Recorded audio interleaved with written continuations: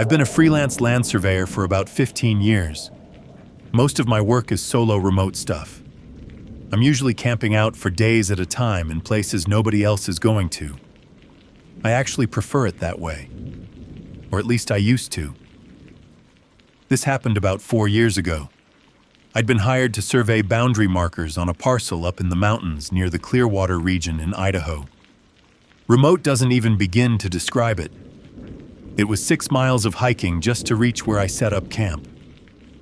I filed my route with the local ranger station like I always do, and I packed a week's worth of supplies. The first day went smooth. I found 3 markers, logged everything, and made it back to camp before dark. The forecast had called for cold and light snow, and that's pretty much what I got. By the second day, though, things started to change. We got way more snow than expected. The next marker was only about a mile out of the way. So instead of calling it right then and there, I figured, what the hell? That was a mistake. I honestly still think about how stupid it was not to just hunker down or make it out of the woods when I had a chance. The terrain was all hidden rocks and icy slopes under fresh snow.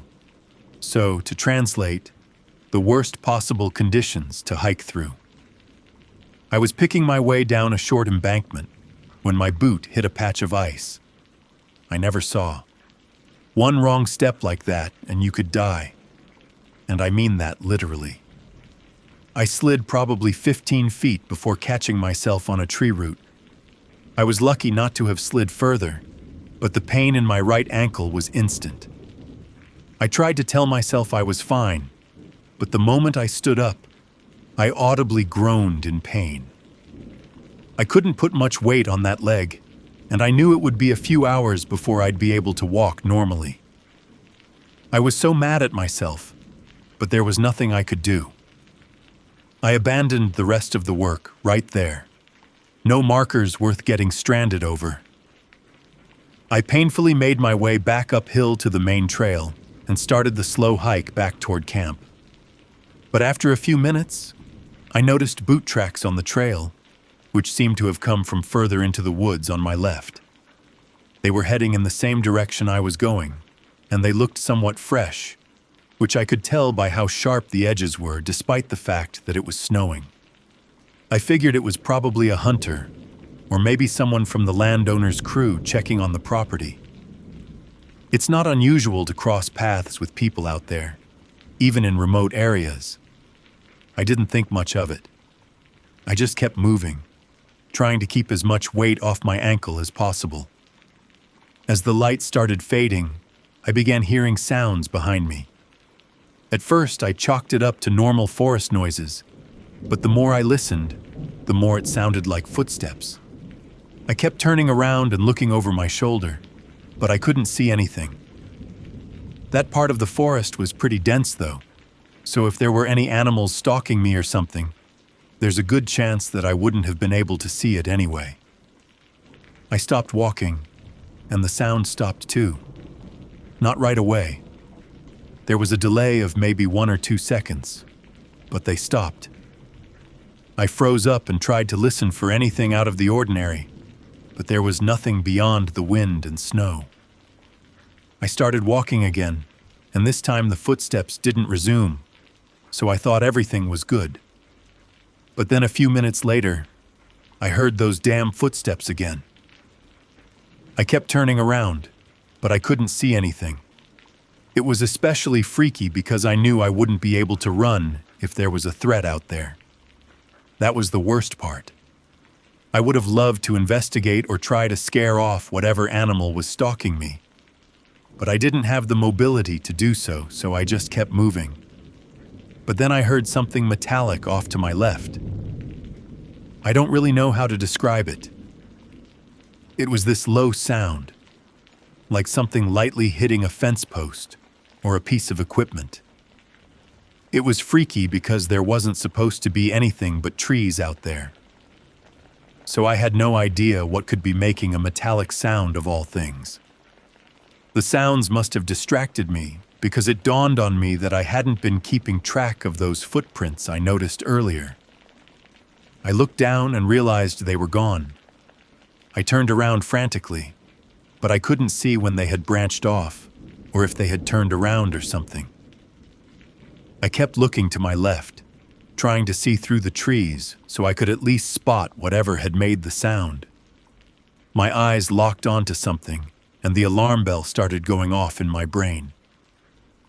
There was another set of footprints coming out of the tree line on my left, running parallel to mine through the snow. They weren't that far away, which was the most concerning part. Whoever had been ahead of me on that trail was now walking alongside me through the trees. At that point, I was so scared that I wasn't thinking straight. I should have kept my mouth shut. I should have just kept going. But instead, I spoke up asking if anyone was there. I didn't get an answer, and after about 20 seconds of waiting, I knew I had to get out of there. But my stupid ankle was still killing me, so I couldn't move that fast. I wanted to run, or at least jog, but I couldn't. I was pretty close to camp, though, so I just told myself if I kept moving, I'd be fine. I wasn't hearing footsteps behind me anymore, which was good.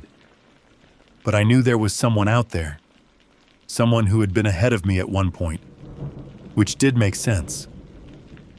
I was really close to my sight when I heard the sound of a heavy branch snapping from somewhere behind me. It obviously wasn't a natural sound, or I wouldn't bother mentioning it. I didn't stop moving. I kept thinking about how, if I just made it back, I'd be good. And eventually, I did reach my campsite. It was fully dark at that point, and only after getting inside my tent did I realize I wasn't any safer in there than I had been hobbling through the woods. I started packing immediately. My stupid foot made it so hard to move quickly, but I tried my best to rush. I'd say maybe 60% of how scared I was due to the fact that in a fight or a chase, I would be completely screwed without the ability to move properly. Before I finished packing, I heard the thing that I had been dreading the whole time. Footsteps right outside the tent.